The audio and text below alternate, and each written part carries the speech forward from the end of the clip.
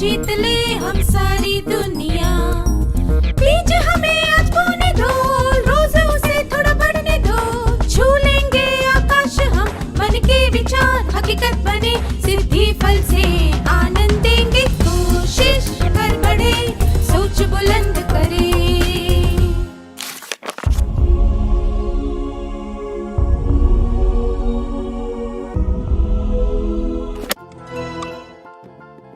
नमस्ते छात्रों, आप सबसे फिर से मिलकर खुशी हुई। आइए आज के सत्र की शुरुआत एक कहानी से करते हैं। बसंत दौड़ता हुआ अपनी स्कूल की तरफ जा रहा था। जैसे ही वह स्कूल पहुंचा, परीक्षा की पहली घंटी बजी। उसने जल्दबाजी में अपनी किताब के अंदर परीक्षा का हॉल टिकट ढूंढा, पर उसे वह नहीं मिला। दूसरी घंटी भी बज गई। वह पसीने से तरबतर हो रहा था। वह परीक्षा कक्ष की तरफ भागने लगा।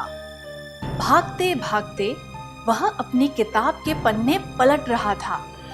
जैसे ही वह परीक्षा के कमरे तक पहुंचा, उसका टिकट किताब से निकलकर नीचे गिरा। उसने चैन की सांस ली और तभी परीक्षा शुरू होने की आखिरी घंटी बजी। वह अपनी सीट पर जाकर बैठा। अध्यापक ने उसे प्रश्न पत्र दिया। जब उसने प्रश्न पढ़ने शुरू किए तो उसे पता चला कि यह तो विज्ञान का पर्चा है। उसका दिल जोर से धड़कने लगा और पेट में मरोड़ आने लगे। उसने ऊंची आवाज में पूछा, क्या आज गणित की परीक्षा नहीं है? जब उसने अपने अगल बगल देखा तो उसे पता चला कि वह परीक्षा कक्ष में नहीं है, बल्कि अपने बिस्तर पर लेटा हुआ है। तब उसे एहसास हुआ कि वह तो एक सपना देख रहा था। उसे बड़ी राहत मिली और वह पानी पीकर वापस सो गया। आमतौर पर सभी लोगों को परीक्षा से तनाव होता है और वे इसके बारे में चिंतित रहते हैं। अच्छे से अच्छे छात्र को भी परीक्षा से पहले थोड़ी घबराहट होती है, खास तौर पर बोर्ड की परीक्षा से पहले। इस तरह की घबराहट और तनाव को दूर करने के लिए उचित कदम उठाना आवश्यक है। इस बात को हमें गंभीरता से समझना चाहिए। इस सत्र में हम इस बात पर ध्यान देंगे कि परीक्षा की तैयारी सही तरीके से कैसे की जाए। परीक्षा क्यों होती है?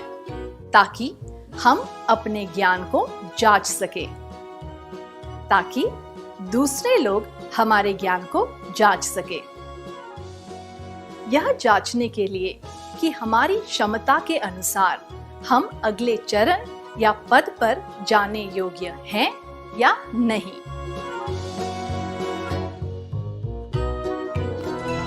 परीक्षा से कहीं नकारात्मक भावनाएं जुड़ी होती है। डर, चिंता, घबराहट, चिड़चिड़ाहट, गुस्सा इत्यादि। पर हमारे जीवन में परीक्षा का बहुत महत्व होता है। आइए अब परीक्षा की तैयारी पर ध्यान देते हैं। परीक्षा की तैयारी को हम 4 चरणों में बांट सकते हैं। ये हैं सामान्य तैयारी, किसी परीक्षा के पहले का दिन, परीक्षा का दिन, परीक्षा के बाद। सबसे पहले सत्र में हम पहले 2 चरणों के बारे में बात करेंगे और अगले सत्र में हम अगले 2 चरणों के बारे में बात करेंगे। पहले आपके लिए एक प्रश्न है। आप और आपके साथियों को जिला स्तरीय कबड्डी प्रतियोगिता में भाग लेने के लिए चुना गया है। यह प्रतियोगिता अगले महीने होने वाली है। आप इसकी तैयारी कब से करेंगे? जिस दिन से हमें चुना गया था उस दिन से, प्रतियोगिता के 3 दिन पहले, प्रतियोगिता के 1 दिन पहले। आप जिस दिन चुने गए थे उस दिन से ही तैयारी शुरू कर देंगे, है ना? तभी तो आप ठीक से तैयारी कर पाएंगे। 1 दिन या 3 दिन पहले शुरू करने से आप पूरी तरह तैयारी नहीं कर पाएंगे, सही है ना? इसी तरह परीक्षा के 1 दिन या कुछ दिन पहले पढ़ाई शुरू करने से आपकी तैयारी अधूरी रहेगी। परीक्षा की तैयारी समय से पहले ही शुरू कर देनी चाहिए। आपने कबड्डी प्रतियोगिता के लिए अभ्यास शुरू कर दिया है। आप अभ्यास के दौरान क्या करेंगे? आप किन किन बातों पर ध्यान देंगे? आप कौन से तरीके अपनाएंगे? आइए एक शब्द पहेली के द्वारा इनके बारे में जानने की कोशिश करें। कुछ शब्द या वाक्यांश आपको स्क्रीन पर दिखाए जाएंगे, पर उन शब्दों के अक्षरों का क्रम बदल दिया गया है। आपको उन अक्षरों को सही क्रम में लगाकर शब्द बनाने होंगे।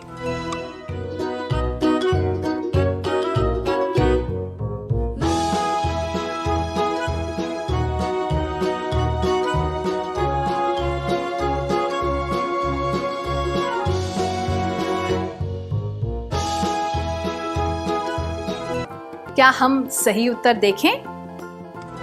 नियमित अभ्यास, उत्साह, धीरे धीरे सुधार लाना, कमियों को दूर करना।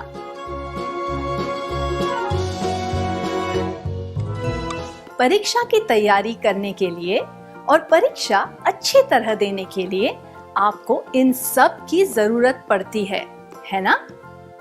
दूसरे शब्दों में कहें तो आप नियमित अभ्यास करेंगे, आप उत्साह से काम करेंगे, आप अपनी योग्यताओं को धीरे धीरे सुधारने का प्रयास करेंगे और आप अपनी कमियों को दूर करना चाहेंगे, सही है ना?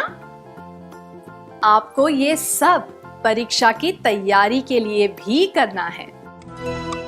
परीक्षा की तैयारी करते समय हमें नियमित रूप से पढ़ाई करनी चाहिए, उत्साह और दृढ़ता से पढ़ाई करनी चाहिए। पढ़कर, समझकर और अभ्यास करके धीरे धीरे अपनी योग्यताओं को सुधारना चाहिए। असफलता के कारणों को ध्यान में रखना चाहिए और उन्हें दूर करने पर काम करना चाहिए। अगली मुख्य बात है समय सारणी, मतलब कि टाइम टेबल के अनुसार काम करना।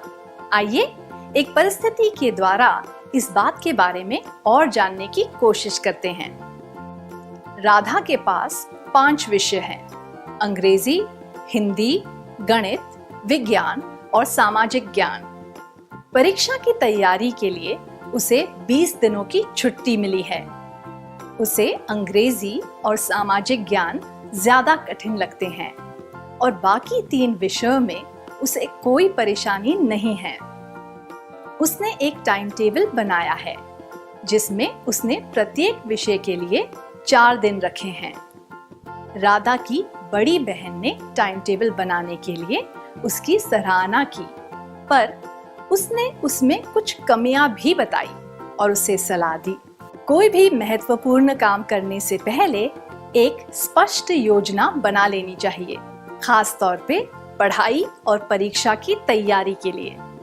आप किसी जगह घूमने जाने से पहले क्या करते हैं? आप इन बातों के बारे में सोचते हैं। कहाँ जाना चाहिए, कितनी देर के लिए जाना चाहिए, कब जाना चाहिए, वहाँ क्या कर सकते हैं, इत्यादि, है ना?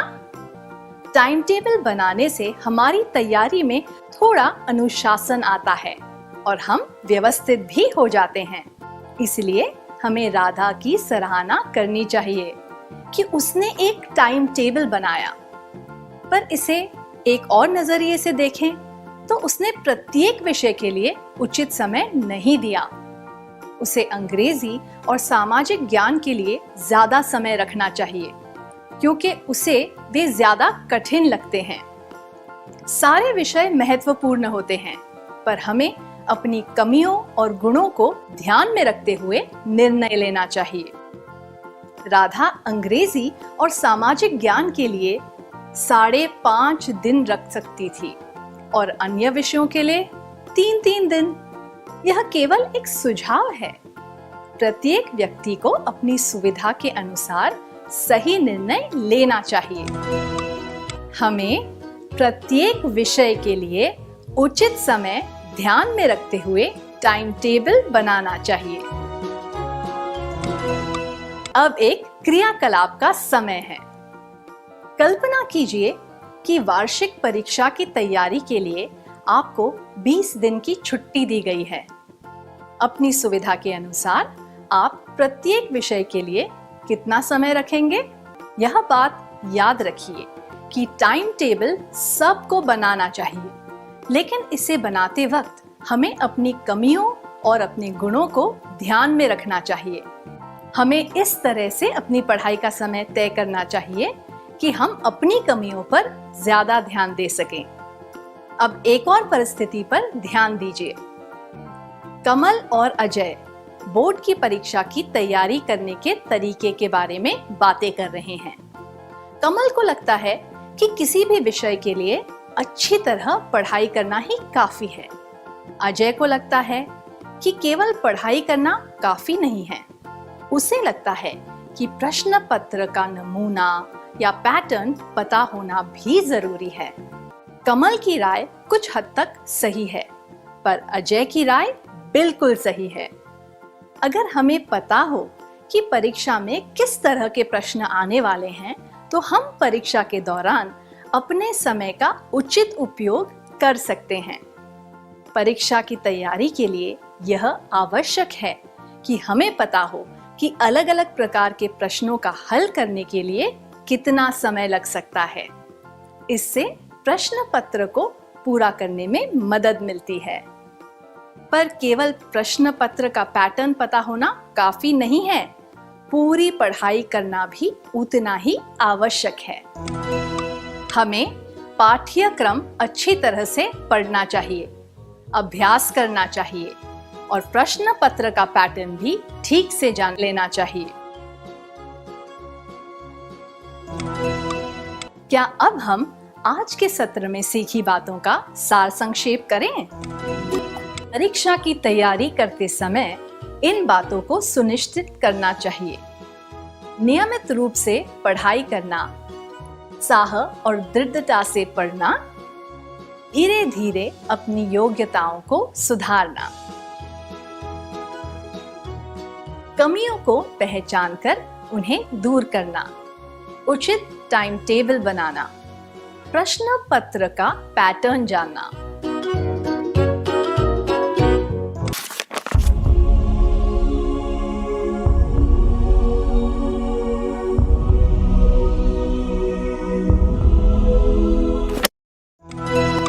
क्या हम इस सत्र की शुरुआत एक क्रियाकलाप से करें? आप किसी परीक्षा की तैयारी कैसे करेंगे? क्या आप सारे पाठ एक बार पढ़ लेंगे या आप सारे पाठ रटना शुरू कर देंगे, या फिर आप केवल वे पाठ पढ़ेंगे जिनमें आपको कठिनाई हो? सारे पाठ एक बार पढ़ना, सारे पाठ रटना शुरू कर देना, केवल वो पाठ पढ़ना जो आपको कठिन लगते हो। सारी बातें रटने से और केवल कठिन पाठ पढ़ने से हम पूरी तैयारी नहीं कर सकते। ये तरीके सही नहीं है। यह जरूरी नहीं है कि ऐसा करने से हम सारे महत्वपूर्ण भाग ठीक से समझ जाए। पूरे पाठ को फटाफट पढ़ने से हमें पता चल जाता है कि पाठ में क्या क्या है। इससे हम जान पाते हैं कि वह पाठ किस बारे में है। परीक्षा की पूरी तैयारी करने के चरण: फटाफट पढ़ना। इसके बाद हमें ज्यादा ध्यान देकर पढ़ना चाहिए। हमें सारी मुख्य बातें लिख लेनी चाहिए। हमें चिन्हांकित करना या हाईलाइट करना चाहिए। इससे हम परीक्षा के एक दिन पहले पाठ को फिर से फटाफट याद कर सकते हैं। परीक्षा की पूरी तैयारी करने के चरण: फटाफट पढ़ना, चिन्हांकित यानी हाईलाइट करना। इसके बाद अगर हम विषय के सारे पाठों का सार लिख लें तो इसका अर्थ है कि हमने वह विषय अच्छी तरह समझ लिया है। परीक्षा की पूरी तैयारी करने के चरण: 1. फटाफट पढ़ना। 2. चिन्हांकित या हाईलाइट करना। 3. सार संक्षेप करना। अगली चीज है खुद के लिए एक अभ्यास प्रश्न पत्र बनाना। हमें प्रश्न बनाकर खुद के ज्ञान को परखना चाहिए। हमें यह देखना चाहिए कि हमें सारी बातें ठीक से समझ आ गई है या नहीं। खुद की परीक्षा लिए बिना हम यह नहीं जान सकते कि हमने ठीक से पढ़ाई की है या नहीं। इससे हम पूरी तैयारी कर पाएंगे और हमें पता चलेगा कि हमें क्या आता है और क्या नहीं। संपूर्णता से पढ़ाई करने से हम प्रश्न पत्र अच्छी तरह हल कर पाएंगे और हमें अच्छे अंक भी मिलेंगे। परीक्षा की पूरी तैयारी करने के चरण: 1. फटाफट पढ़ना। 2. चिन्हांकित या हाईलाइट करना। 3. सार संक्षेप करना। खुद की परीक्षा लेना। हर व्यक्ति की ध्यान देने की क्षमता अलग होती है, पर कोई भी व्यक्ति किसी चीज पर निरंतर ध्यान केंद्रित नहीं कर सकता। परीक्षा की तैयारी करते वक्त भी हमें इस बात को समझना चाहिए। हमें कोशिश करनी चाहिए कि हम ज्यादा से ज्यादा समय तक पढ़ाई कर सके और पढ़ाई के बीच कोई रुकावट न आए। पर हमें इस बात पर भी ध्यान देना चाहिए कि हम बीच बीच में थोड़ा विराम लेते रहें ताकि हमारे दिमाग में ताजगी और स्फूर्ति बनी रहे। हमें बीच बीच में थोड़ा विराम लेना चाहिए। अब एक परिस्थिति पर ध्यान देते हैं। प्रिया अपनी तैयारी में इतनी खोई हुई है कि वह हमेशा अपने कमरे में ही रहती है। समय बर्बाद ना हो इस वजह से वह खाना भी अपने कमरे में ही खाती है। उसे किसी भी बात से परेशानी ना हो इस वजह से वह अपने कमरे का दरवाजा हमेशा बंद रखती है। यह देखकर उसकी माँ ने सोचा कि वह प्रिया से बात करेगी। प्रिया की माँ को प्रिया से क्या कहना चाहिए? प्रिया को पूरी गंभीरता के साथ परीक्षा की तैयारी करनी चाहिए, पर लंबे समय तक किसी बंद जगह में रहने से और ताजी हवा में न जाने से काम बिगड़ सकता है। उसे कुछ देर के लिए बाहर ताजी हवा में जाना चाहिए। इससे वह शारीरिक रूप से बेहतर महसूस करेगी और वह पढ़ाई पर ज्यादा अच्छी तरह ध्यान दे पाएगी। प्रिया की माँ ने भी उसे यही सलाह दी। परीक्षा की तैयारी करते समय हमें शरीर और दिमाग में ताजगी बनाए रखने के लिए पर्याप्त आराम करना चाहिए। आराम के बाद हमें खुद की देखरेख पर भी ध्यान देना चाहिए। नियमित और पर्याप्त नींद, सही मात्रा में पौष्टिक खाना, ये सब चीजें परीक्षा की तैयारी के लिए आवश्यक है। यह सोचना बेवकूफी है कि खाना कम खाकर या फिर कम नींद लेकर हम ज्यादा देर तक पढ़ पाएंगे। ऐसा करने से हमारे शारीरिक और मानसिक विकास पर गलत असर पड़ सकता है। हमें खुद की देखरेख अच्छी तरह करनी चाहिए, खाना, आराम इत्यादि। अब एक और परिस्थिति। सोनल अपनी परीक्षा की तैयारियों में व्यस्त है। उसके पड़ोस में एक त्योहार की तैयारियां चल रही है। हर वक्त लाउड स्पीकर पर तेज आवाज में गाने बजते रहते हैं। सोनल को बहुत तनाव हो रहा है क्योंकि शोर की वजह से वह पढ़ाई पूरी तरह से अच्छी तरह से ध्यान से नहीं कर पा रही है। उसकी सहेली सलमा ने उसे कहा कि वह उसके घर आकर पढ़ सकती है क्योंकि वहां बिल्कुल भी शोर नहीं है। हम ये नहीं सोच सकते कि हमारे आसपास का माहौल हमेशा शांत रहेगा ताकि हम पढ़ाई कर सके। कभी कभी हमारी राह में कुछ अनदेखी रुकावटें आ जाती है। ऐसे समय पर हमें किसी उचित जगह पर जाकर पढ़ाई करनी चाहिए ताकि हम अच्छी तरह पढ़ सके। हमें पढ़ने के लिए सही जगह चुननी चाहिए और मन लगाकर पढ़ना चाहिए।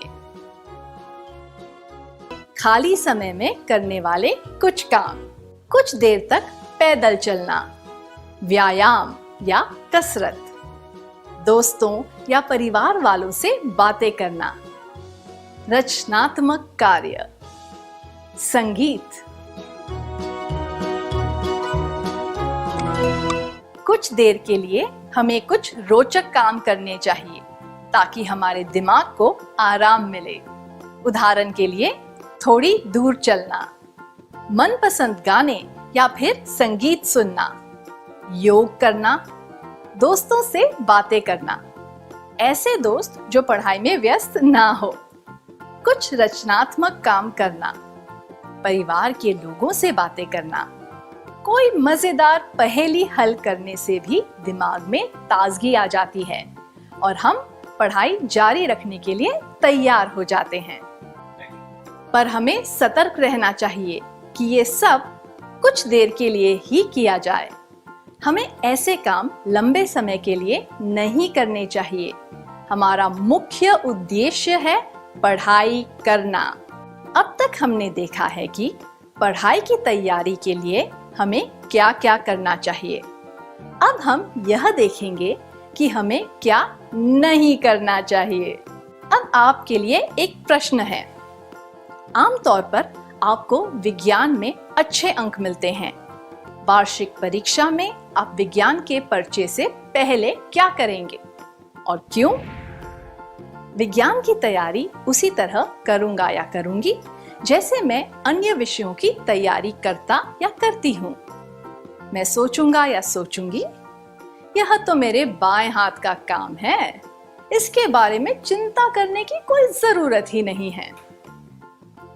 मैं सोचूंगा या सोचूंगी, विज्ञान पर ज्यादा ध्यान देना समय की बर्बादी है।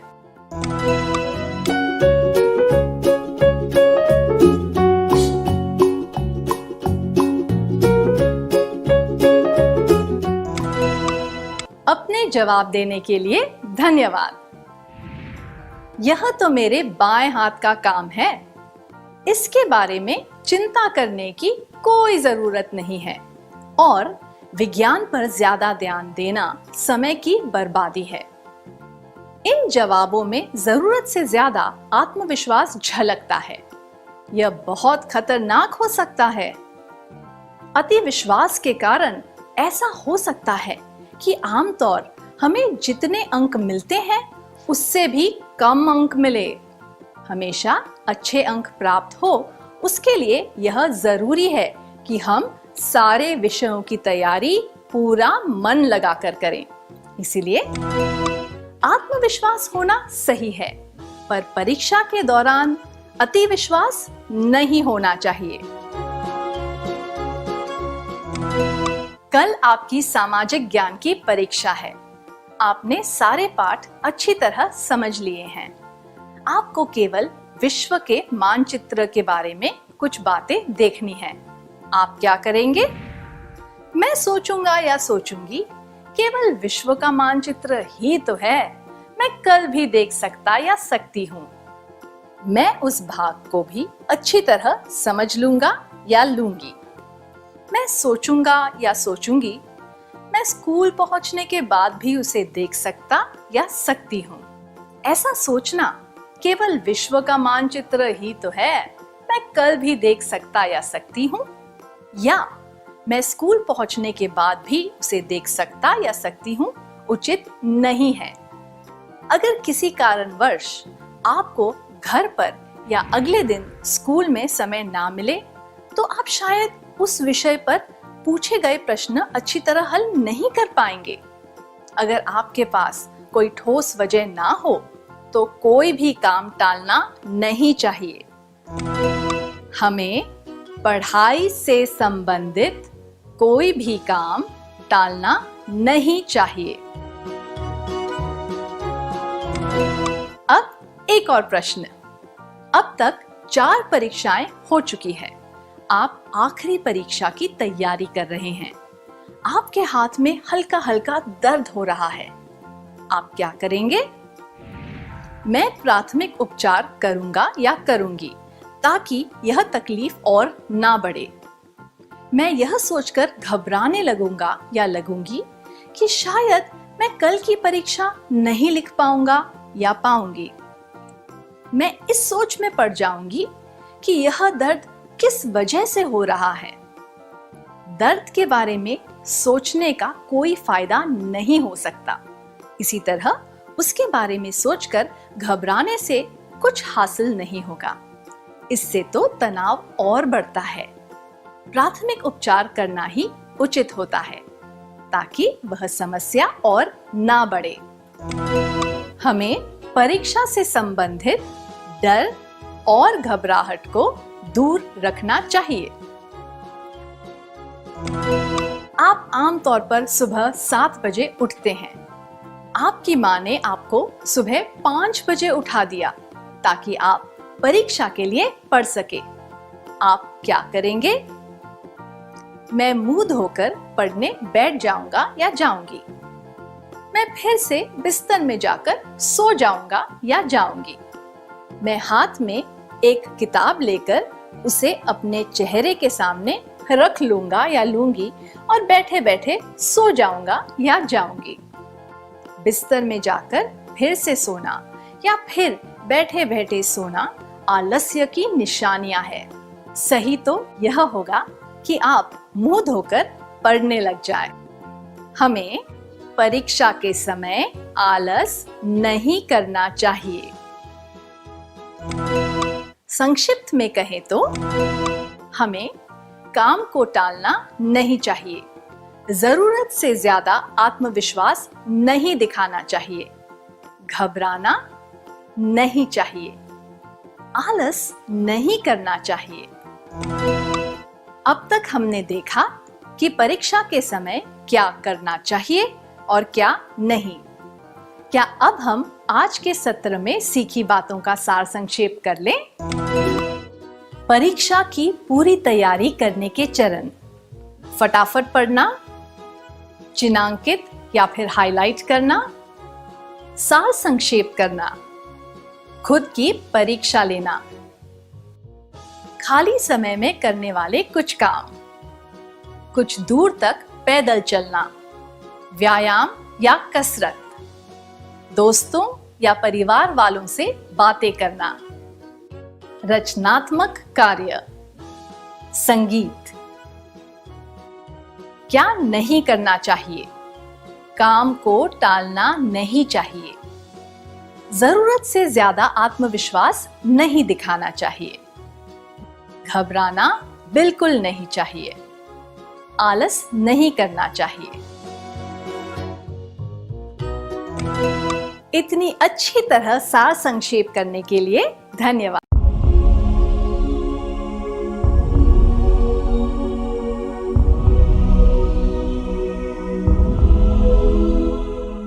नमस्ते छात्रों, इससे पहले के भाग में हमने परीक्षा की तैयारी के बारे में सीखा था। इस सत्र में हम उसके बारे में और विस्तार में जानेंगे। अब आपके लिए एक प्रश्न है।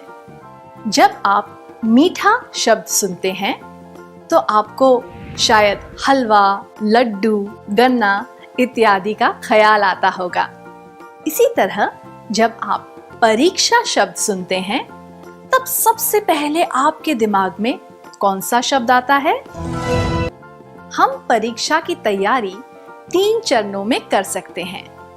परीक्षा के एक दिन पहले, परीक्षा के दिन और परीक्षा के बाद का दिन। हम एक एक करके इन तीनों चरणों के बारे में जानेंगे। अब एक परिस्थिति पर ध्यान दीजिए। इकबाल और मुकुल मित्र हैं। मुकुल के माता पिता दूसरे शहर में किसी काम से गए हैं, इसीलिए वह इकबाल के घर ठहर कर परीक्षा की तैयारी कर रहा है। इकबाल हिंदी की तैयारी कर रहा है, जो कि उनकी पहली परीक्षा थी। पर उसने देखा कि मुकुल गणित की तैयारी कर रहा था। इकबाल ने कहा, अरे, लगता है कि तुम हिंदी की पूरी तैयारी कर चुके हो। तुम अभी से गणित पढ़ने लग गए? उसकी परीक्षा तो 4 दिन बाद है। मुकुल ने कहा, मजाक क्यों कर रहे हो? कल गणित की परीक्षा है भाई। क्या तुमने टाइम टेबल नहीं देखा? फिर उसने इकबाल को टाइम टेबल दिखाया। तब इकबाल को एहसास हुआ कि वह गलत था। यह गलती क्यों और कैसे हुई? क्योंकि उसने टाइम टेबल ठीक से देखा ही नहीं था। क्योंकि अगले दिन हिंदी की परीक्षा केवल उसके लिए ही होने वाली थी।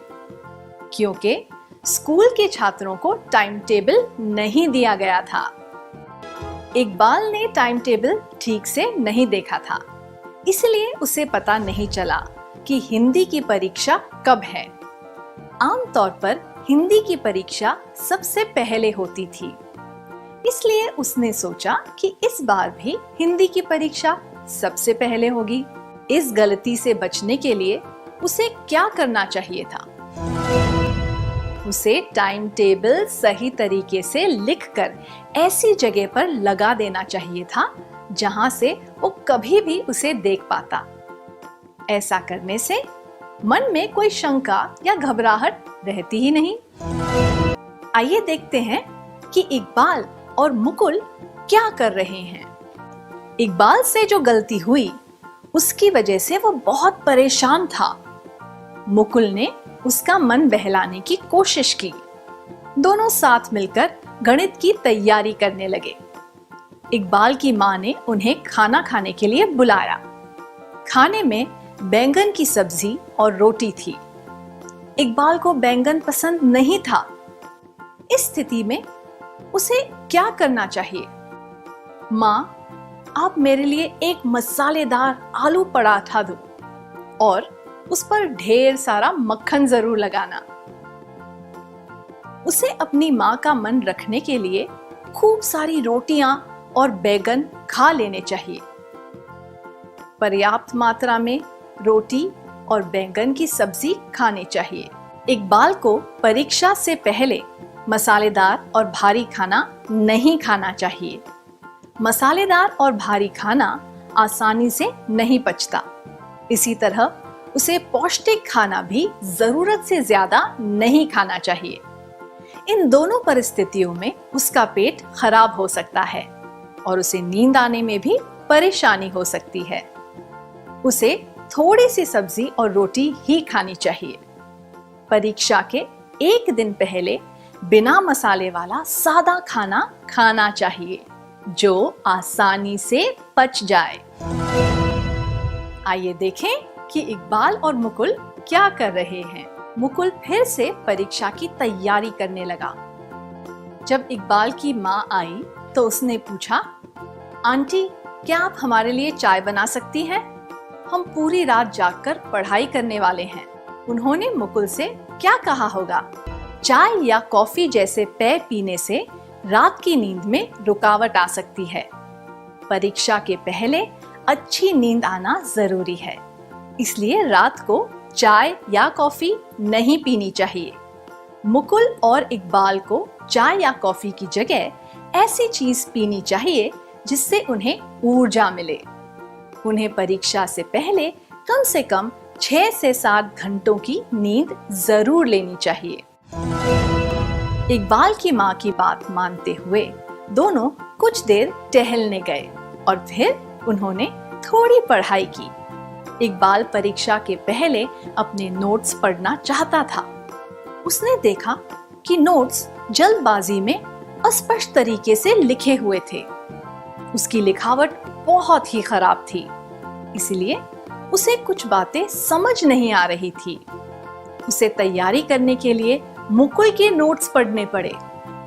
अगर नोट्स अच्छी तरह न बनाए गए हो तो परीक्षा के पहले तैयारी नहीं की जा सकती। किसी दूसरे व्यक्ति से नोट्स बनवाना भी हमेशा लाभदायक नहीं होता। अपने आप अच्छी लिखावट में नोट्स बनाना ही ज्यादा आसान होता है और समझने में भी दिक्कत नहीं होती।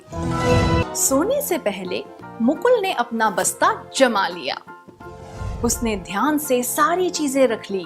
अगले दिन की परीक्षा के notes, pen pencil, hall ticket और परीक्षा के लिए प्रवेश पत्र, आईडी कार्ड। पर मुकुल के कहने के बावजूद इकबाल ने अपना बस्ता नहीं जमाया। सुबह उठकर इकबाल अपनी चीजें ढूंढने लगा और उसे बहुत परेशानी हुई। हमने देखा कि इकबाल व्यवस्थित तरीके से काम नहीं करता। उसे रात को सोने से पहले ही सारी चीजें बस्ते में डाल देनी चाहिए। पेन पेंसिल के अलावा उसे जरूरी कागज जैसे कि परीक्षा प्रवेश पत्र, आईडी कार्ड, स्कूल के कपड़े इत्यादि पहले से तैयार रखने चाहिए ताकि परीक्षा के दिन कोई परेशानी ना हो।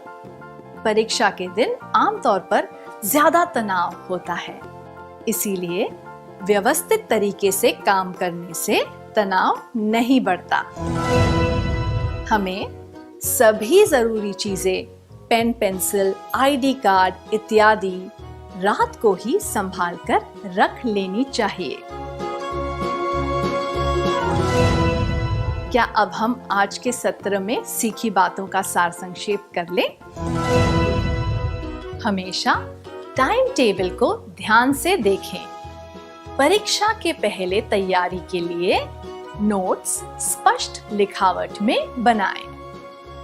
परीक्षा के एक दिन पहले पौष्टिक और स्वच्छ भोजन खाएं। चाय, कॉफी इत्यादि ऐसी चीजें ना पिएं। अच्छी तरह आराम करें और पूरी नींद लें। पूरी तैयारी कर लें। पढ़ाई सामग्री जैसे कि पेन पेंसिल इत्यादि।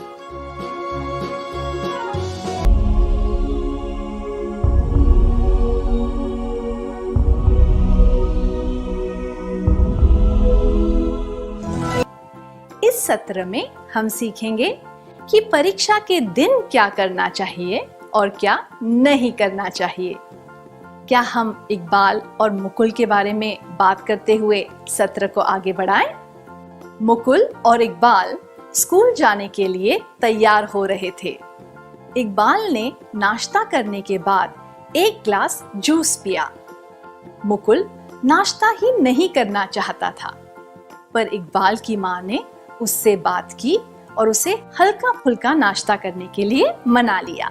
जी हाँ, अगर आप भूखे पेट परीक्षा देने जाएंगे तो आपको थकान, चक्कर या ऐसी कोई अन्य समस्या हो सकती है।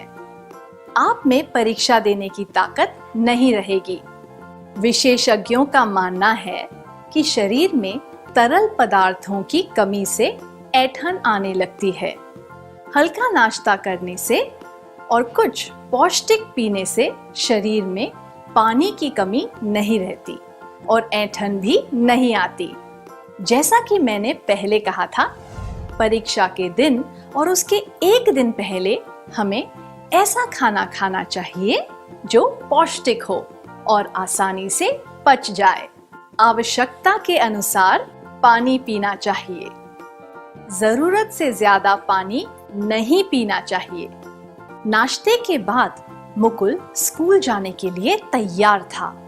इकबाल ने कहा, स्कूल बस आने में अभी 15 मिनट है, हम 5 मिनट बाद भी निकल सकते हैं। मुकुल ने कुछ जवाब दिया। उसके बाद इकबाल ने कहा, तुम सही कह रहे हो, चलो हम स्कूल के लिए रवाना हो जाते हैं।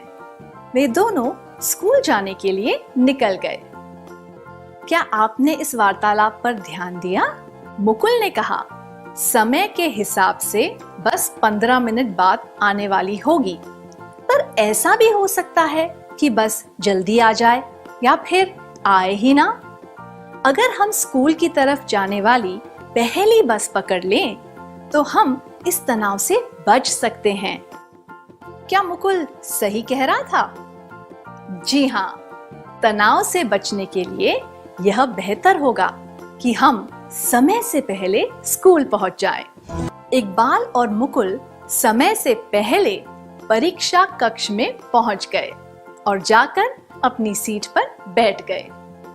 परीक्षक ने सबको प्रश्न पत्र दिए। इकबाल और मुकुल को प्रश्न पत्र लेने के बाद क्या करना चाहिए? पहला प्रश्न पढ़ते ही उत्तर लिखना शुरू कर देना चाहिए। पूरा प्रश्न पत्र एक बार पढ़ लेना चाहिए और जो प्रश्न उन्हें अच्छी तरह आते हैं उनके जवाब सबसे पहले लिखने चाहिए। आसपास देखना चाहिए कि अन्य विद्यार्थी क्या कर रहे हैं।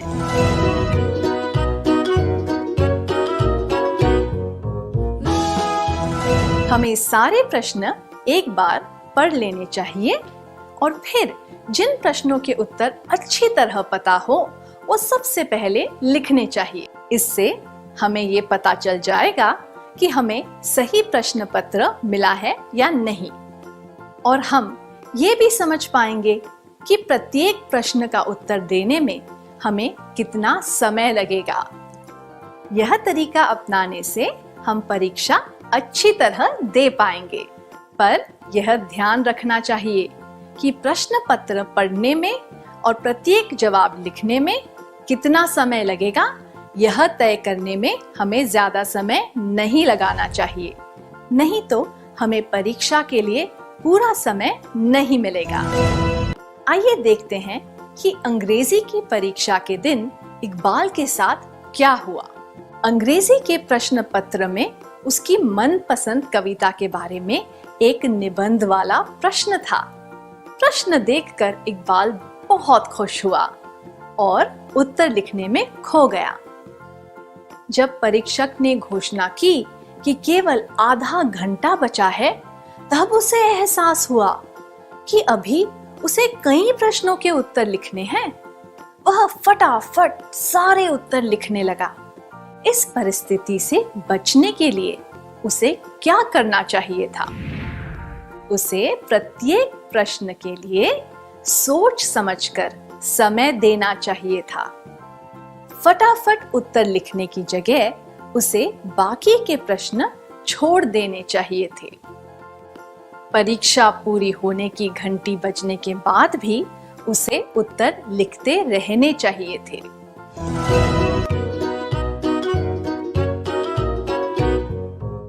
इकबाल से भी वही गलती हुई जो परीक्षा के दौरान अन्य कई छात्रों के साथ होती है। जिस प्रश्न का उत्तर उन्हें अच्छी तरह आता है उस पर ज्यादा समय बिताते हैं और बाकी प्रश्नों को फटाफट निपटा देते हैं। अगर उसने प्रत्येक प्रश्न को उचित समय दिया होता तो वह इस परिस्थिति से बच सकता था। कई बार इसका विपरीत भी होता है। कुछ छात्र कठिन प्रश्न को हल करने में ज्यादा समय बिता देते हैं और जिन प्रश्नों का उत्तर उन्हें आता है उसमें बहुत कम समय देते हैं। यह स्थिति भी खतरनाक हो सकती है। इससे आपके परिणाम पर भी असर पड़ सकता है।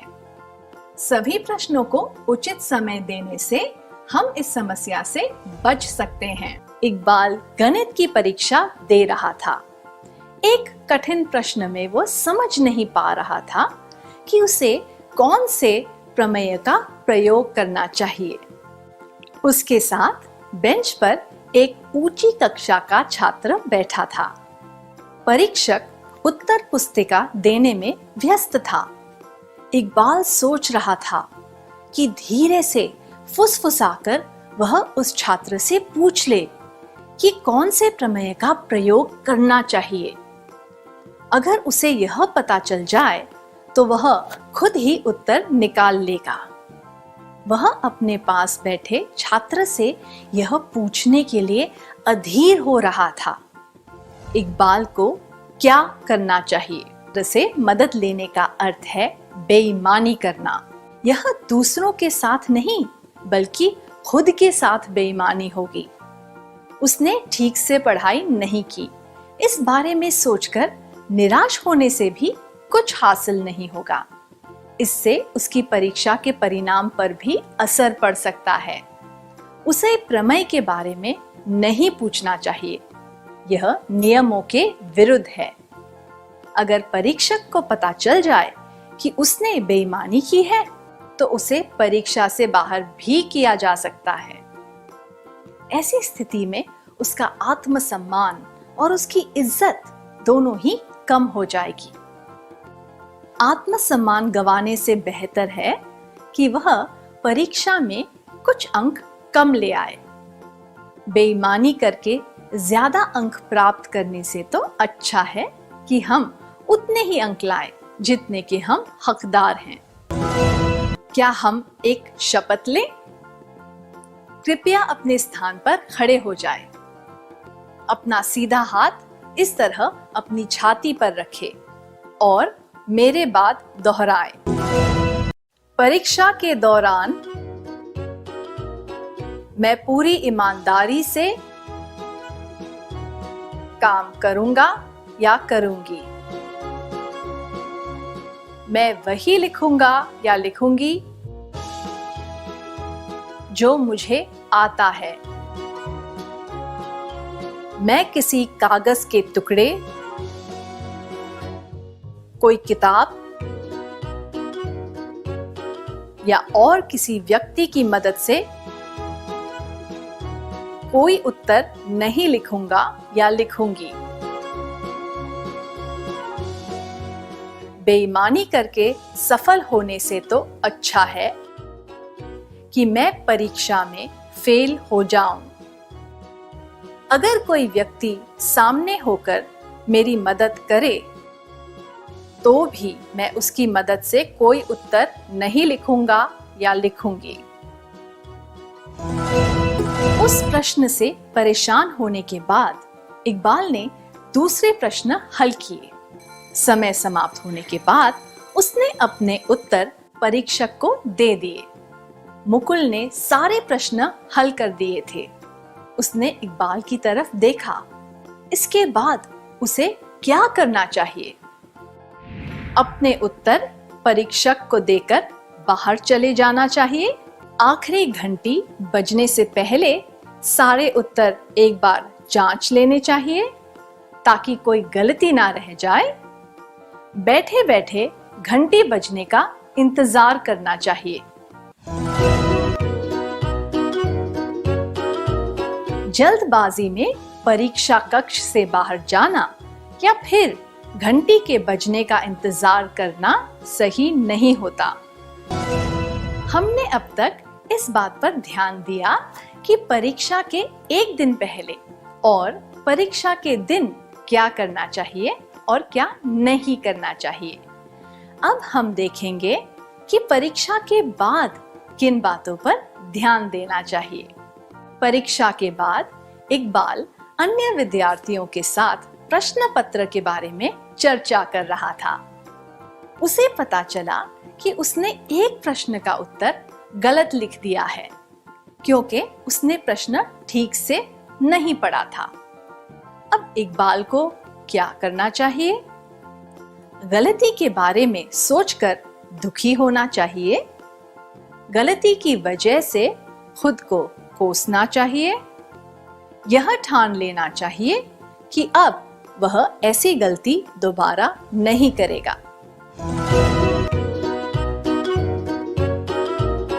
दुखी होना या खुद को कोसना व्यर्थ होगा। इससे बेहतर तो यह होगा कि वह इस अनुभव से कुछ सीखे। इसलिए सबसे उचित यही होगा कि वह ठान ले कि ऐसी गलती फिर से नहीं करेगा। मुकुल ने बाहर आकर देखा कि इकबाल दो विद्यार्थियों के साथ प्रश्न पत्र के बारे में चर्चा कर रहा है। उसने इकबाल से कहा, जो परीक्षा हो गई उसके बारे में भूल जाओ, चलो घर चले। मुकुल इकबाल को वहां से क्यों ले गया? जो परीक्षा हो चुकी है उसके बारे में ज्यादा सोचना उचित नहीं होता। उससे तो केवल तनाव बढ़ता है और समय भी बर्बाद होता है। इकबाल को अपना मन बहलाना चाहिए और आने वाली परीक्षा पर ध्यान देना चाहिए।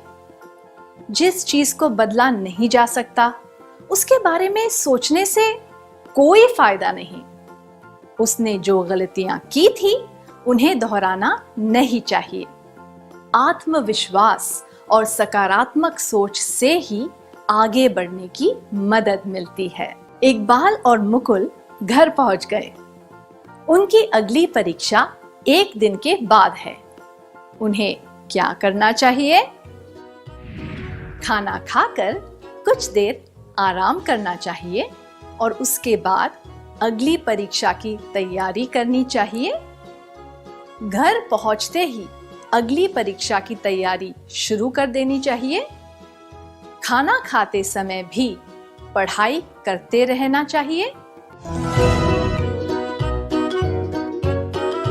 उचित उत्तर है खाना खाकर कुछ देर आराम करना चाहिए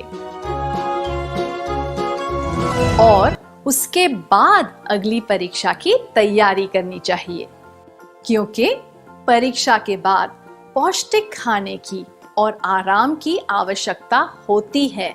जैसा कि हम सब जानते हैं, परीक्षा के समय काफी तनाव होता है, इसलिए शरीर में ऊर्जा बनाए रखना और दिमाग को ताजा रखना जरूरी है। उचित भोजन और आराम से हमारा शरीर स्वस्थ महसूस करता है। क्या अब हम आज के सत्र में सीखी हुई बातों का सार संक्षेप कर लें? परीक्षा के दिन हल्का और पौष्टिक खाना खाएं। उचित मात्रा में पानी पिए। समय से पहले परीक्षा कक्ष में पहुंच जाए। घबराएं नहीं, सकारात्मक सोच रखें। सभी प्रश्नों के जवाब देने के लिए उचित समय रखें। परीक्षा के दौरान यह करें: प्रस्तुत करने योग्य उत्तर पुस्तिका, पूरे जवाब लिखें, समय का प्रबंधन, उत्तर की रूपरेखा बनाना, यह ना करें, इधर उधर देखना, छोटी मोटी गलतियां, ईमानदारी से काम करें, परीक्षा कक्ष से बाहर निकलने की जल्दबाजी में ना रहें। परीक्षा के बाद जो गलतियां हो गई हैं, उनके बारे में ज्यादा ना सोचें और समय बर्बाद ना करें। खाना खाकर और आराम करके अगली परीक्षा पर ध्यान दें। इतनी अच्छी तरह सार संक्षेप करने के लिए धन्यवाद। तो आशा करती हूँ बच्चों, आज के एपिसोड में आपने जरूर कुछ नया सीखा होगा।